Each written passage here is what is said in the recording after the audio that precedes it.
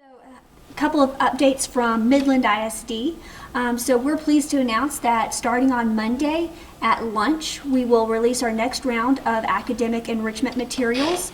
We invite you all to access those online, should you have those online capabilities and abilities to interact with those materials in that way.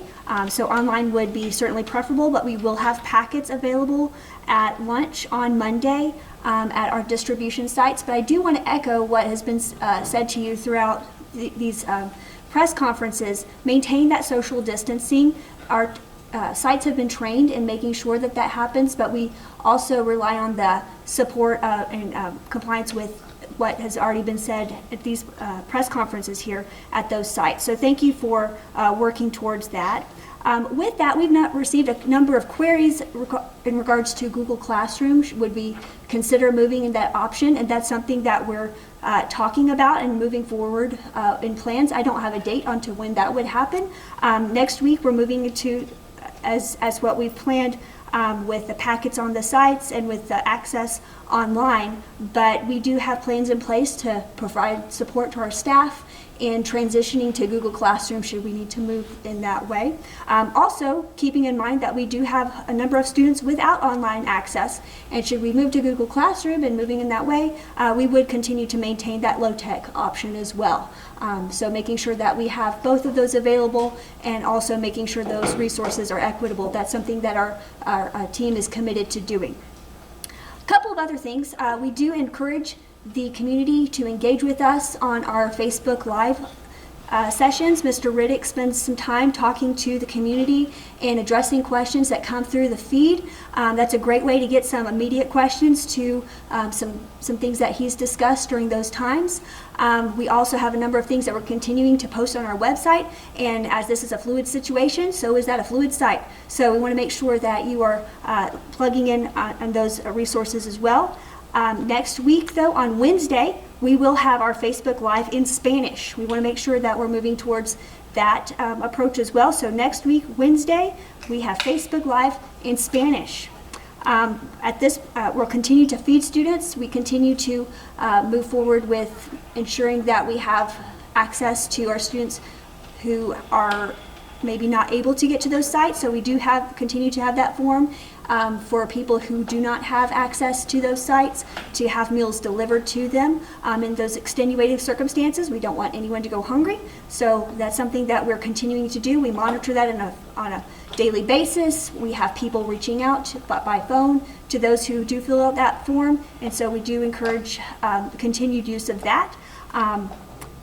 And we'll continue to post those updates as they come. Are there any questions for Midland ISD? Yes, sir. Will next week be enrichment only again? Or yes, thank you for asking that question. Yes, right now we are not taking grades. We are not expecting this to replicate an 8-hour day.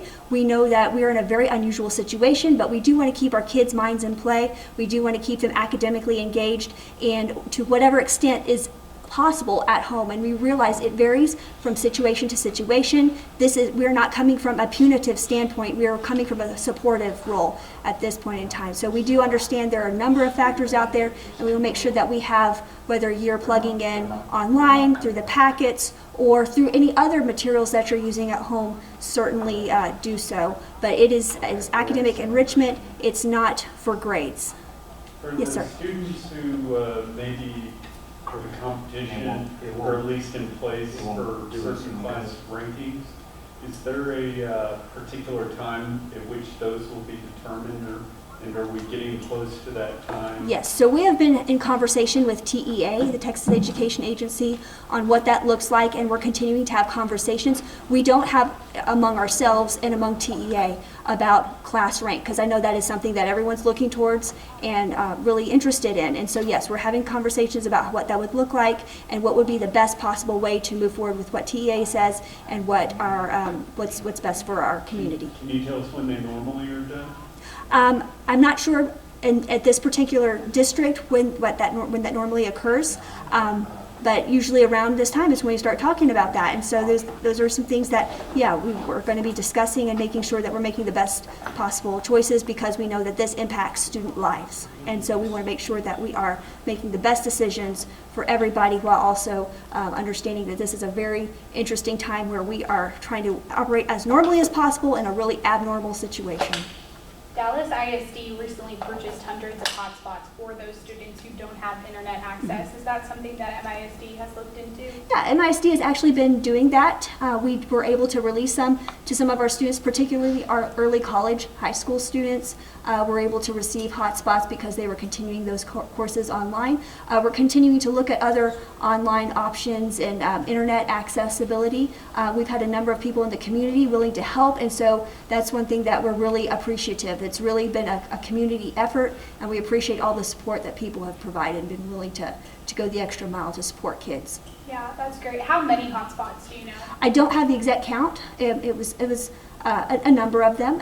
I know they're being prioritized and put into place where students don't have those accesses. So.